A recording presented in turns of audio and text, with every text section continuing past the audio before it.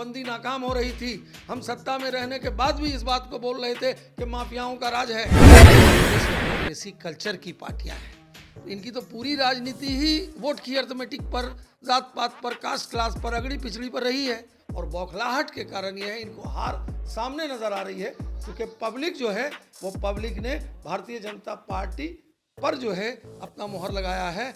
और ये लोग इस तरह का के साथ हैं, आप राजद के साथ हैं तो आपका वर्किंग कल्चर भी उसी स्टाइल का है। आशा और निराशा का परिणाम है। महागठबंधन के प्रत्याशी हैं, उन्होंने इस तरीके का किया है। जिन्होंने मंत्री पद से रिजाइन किया वो खुद बोल रहे हैं, वो क्या बोले थे कि मैं चोर हूं। नमस्कार, आप भारत लाइव देख रहे हैं। मैं हूं आपके साथ निषेध ठाकुर। बीते दिन कुर्नी विधानसभा सीट पर वोटिंग समाप्त हुई, लेकिन शाम को एक वीडियो काफ़ी तेज़ी से वायरल हुआ जिसमें जेडीयू कैंडिडेट और बीजेपी कैंडिडेट की नोकझोंक हुई।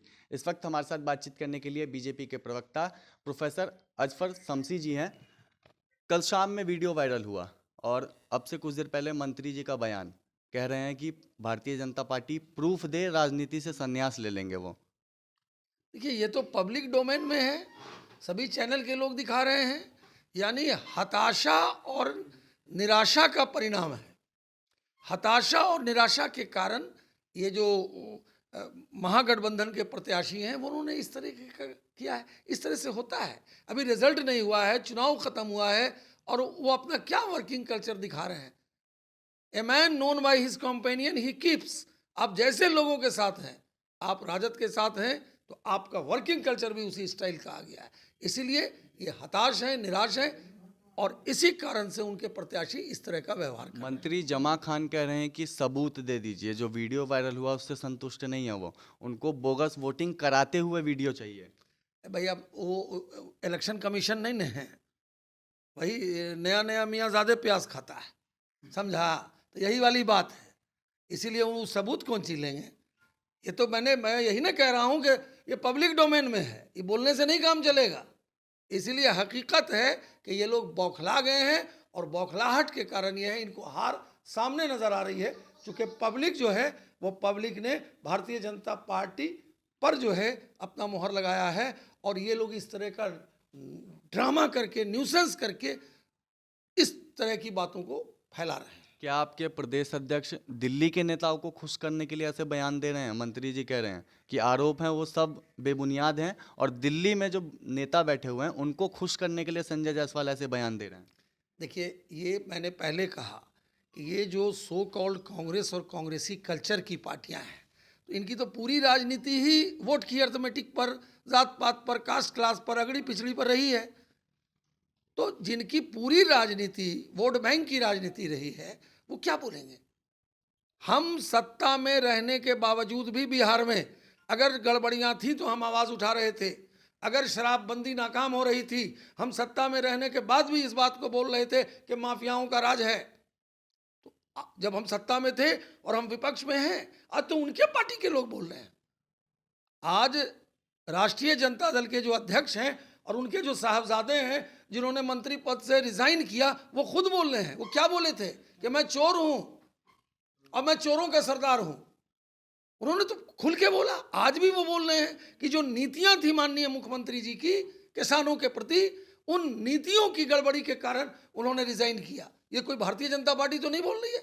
भारतीय जनता पार्टी के पर इल्ज़ाम लगाना तो बहुत आसान है, क्योंकि इन लोगों को भारतीय जनता पार्टी का एक फोबिया है, इसलिए हर चीज़ में इनको भारतीय जनता पार्टी नज़र आती है। अगर ये हार जाएंगे तो कहेंगे ईवीएम में गड़बड़ी हुई, अगर जीत जाएंगे तो ईवीएम ठीक हो जाता है।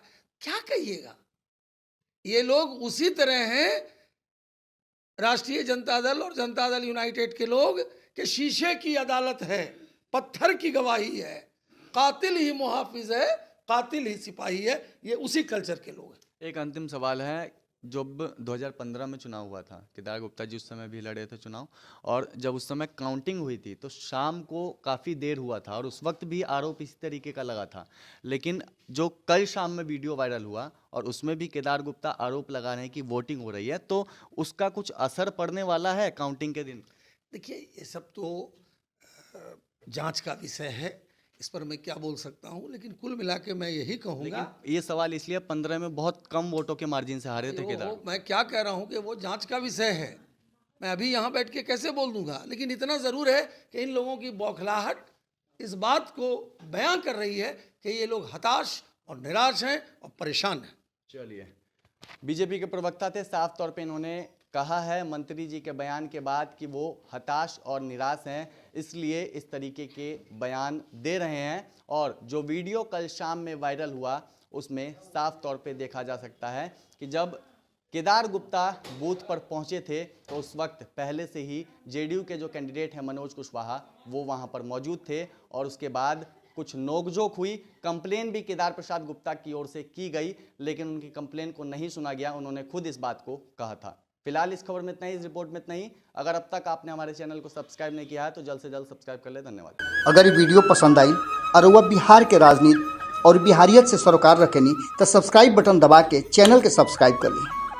ओजे एगो घंटी बा, ओकरा बटन दबा देला से कुल सटीक और मारक खबर रुआ मुफ्त में मिल जाई। अगर रुआ पत्रकारिता के हमनी के नया प्रयोग में सहयोग कर चाहतानी तो ज्वाइन बटन दबा दी। पेटीएम नंबर नोट कर ली 9386816700।